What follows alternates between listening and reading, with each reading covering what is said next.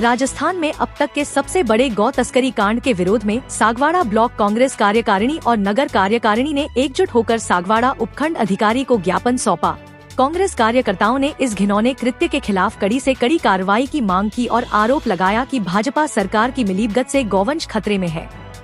ज्ञापन में कहा गया कि नागौर पशु मेले की आड़ में पुलिस एस्कॉर्ट के साथ राजस्थान के नागौर से मध्य प्रदेश और महाराष्ट्र की ओर 52 ट्रकों में करीब 400 गौवंश की तस्करी का प्रयास किया गया। इस दौरान ट्रकों में ठूस कर गौवंश को ले जाने के कारण 3 बैलों की मौत हो गई। इस घटना ने पूरे देश में सनसनी फैला दी है। कांग्रेस कार्यकर्ताओं ने मुख्यमंत्री के नाम सौंपे गए ज्ञापन में गौ तस्करों, इस कांड में शामिल प्रशासनिक और शासकीय अधिकारियों के खिलाफ कठोर कार्रवाई की मांग की। साथ ही तस्करी में लिप्त सभी लोगों के नाम सार्वजनिक करने और दोषियों से इस्तीफे की मांग की गई। कार्यकर्ताओं ने भाजपा सरकार पर निशाना साधते हुए कहा कि इस मामले में सरकार और पार्टी की ओर से अब तक कोई आधिकारिक बयान या प्रेस कॉन्फ्रेंस नहीं की गई, जो उनकी मिलीभगत को दर्शाता है। आज यहाँ पर वागड़ में 400 से ज़्यादा गौवंश तस्करी करके ले जाया जा रहा है और ये गौ माता के नाम पर देश में राज करने वाले लोग, सत्ता में आने वाले लोग 400 गौवंश को दिख नहीं रहा है इनको।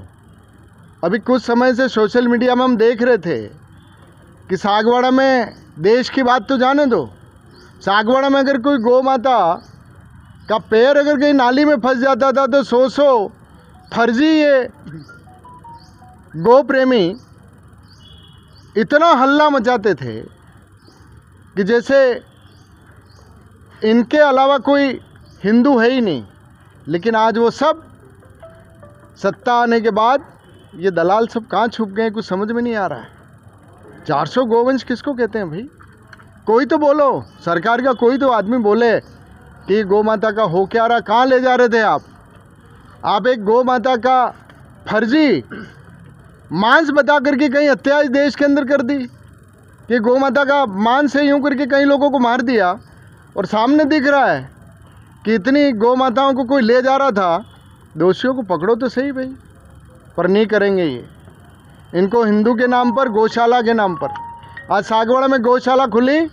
नरेंद्र कोडेनिया और राजू मामा के नगर पालिका के अध्यक्ष रहते हुए शानदार तरीके से देश के आज़ादी के बाद पहली गौशाला खोली गई और देश के अंदर एकमात्र मुख्यमंत्री अशोक गहलोत जी, जिन्होंने 3000 करोड़ रुपया गौशालाओं के लिए दिया है। 3000 करोड़ रुपया जो इनको गौशालाओं के लिए जो अनुदान मिलता था, वो 6 गुना अनुदान अगर किसी ने किया देश में तो अशोक गहलोत ने किया।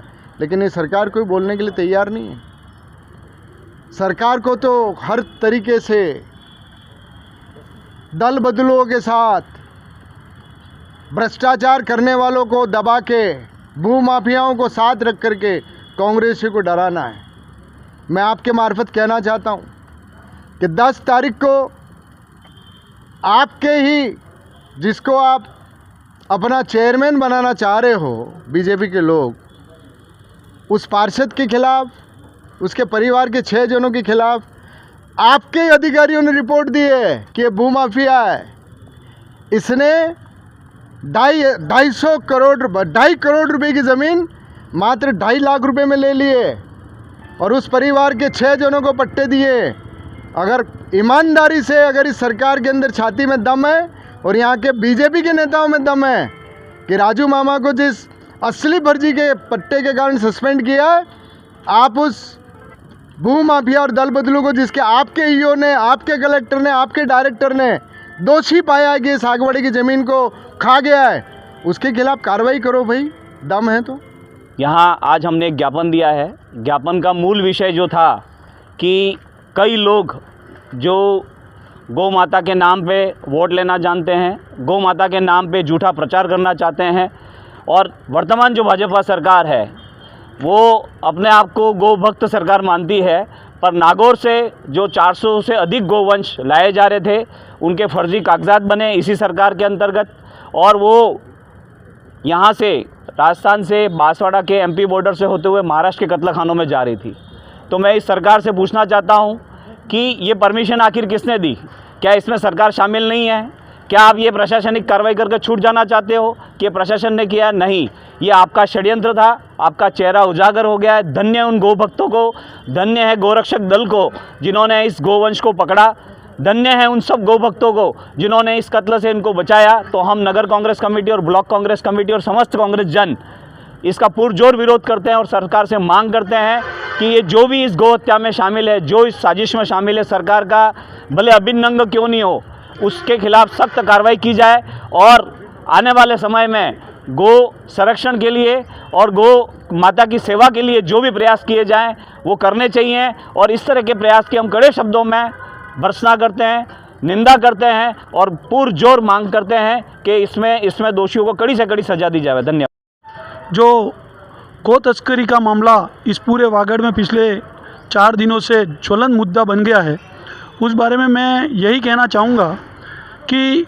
देश में गौरक्षा और भगवान राम के नाम पर हिंदुत्व का फर्जी ढोंग रखकर जो पार्टी सत्ता में आई, आज उसी पार्टी का मुखिया भजनलाल सरकार और पिछले 4 दिनों से गौरक्षकों पर लाठियाँ चलाई जा रही है। गाय जो हैं वो ट्रकों में भरकर बूचड़खाने भेजी जा रही है और बाकायदा प्रशासन की मौजूदगी में भेजी जा रही है। तो इससे बड़ा दुर्भाग्य क्या हो सकता है। तो मैं आपके चैनल के माध्यम से वागड़ के और जहाँ तक आपका चैनल पहुँचता है वहाँ के युवाओं को ये कहना चाहूँगा कि अब 10 साल हो गए हैं, किसी भी ढोंग की एक समय सीमा होती है, वो धीरे धीरे जो नकाब है वो उतरने जा रहा है। हमें समझना होगा कि जो गोरक्षक की बात कर रहे थे वो अब गोभक्षक बन चुके हैं। और अगर आप बूचड़खानों का एक गूगल पर जाकर देखो, कोई फर्जी सोशल मीडिया जो भाजपा चलाती है उस तरह की नहीं, मैं गूगल की बात कर रहा हूँ, तो इस देश में सबसे ज़्यादा बूचड़खाने उत्तर प्रदेश और गुजरात में हैं और दोनों जगह सरकारें भाजपा की है। अगर ये वास्तव में गौ माता के प्रति प्रेम रखते हैं तो ये स्टेशनों का नाम बदलते हैं।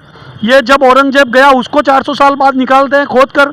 तो अगर वो बूचड़खानों की मान्यता जिसने भी दी है, आपका राज आ गया। गुजरात में तो पिछले 30 सालों से भाजपा की सरकार है, पिछले 10-15 सालों से योगी जी वहाँ राज कर रहे हैं, तो आप उन बूचड़खानों को बंद करने के लिए क्या कदम नहीं उठा सकते, ये बताइए। मतलब सीधी बात है, आपकी कथनी और करनी में अंतर है।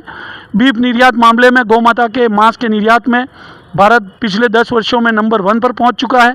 बेरोजगारी और भ्रष्टाचार के मामले में भारत का आंकड़ा सबको पता है। और महंगाई, इन सब चीज़ों से भटकाने के लिए अलग अलग स्टंट करते हैं। तो युवाओं को समझना होगा और इन फर्जी गौ भक्तों को पहचानना होगा। ये राजनीति के लिए ही केवल गौ माता और राम भगवान का यूज़ करते हैं। अब इससे सतर्क रहना होगा। आज कांग्रेस पार्टी जिसको नकली हिंदुत्व का नाम देकर हिंदू विरोधी बनाती है, आज उसी का कार्यकर्ता गौ माता के लिए सड़कों पर उतरा है। और आप देख सकते हो कि यहाँ का एक भी भाजपा का कार्यकर्ता किसी गौ भक्त के साथ न तो खड़ा है, न उसके मुंह से सोशल मीडिया पर एक लाइन लिखी जा रही है कि सरकार द्वारा गलत किया गया है या सरकार इसका पर्दाफाश करे। धन्यवाद। जय हिंद।